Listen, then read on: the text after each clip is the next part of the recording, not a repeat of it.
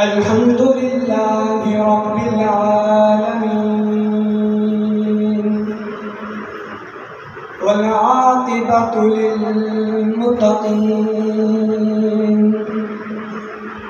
والصلاة والسلام على أشرف الأنبياء والمرسلين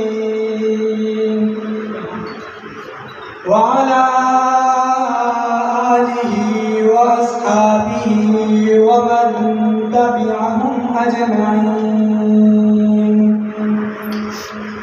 أما بعد فأعوذ بالله من الشيطان الرجيم. بسم الله الرحمن الرحيم. لقد من الله على المؤمنين إذ بعث فيهم رسولا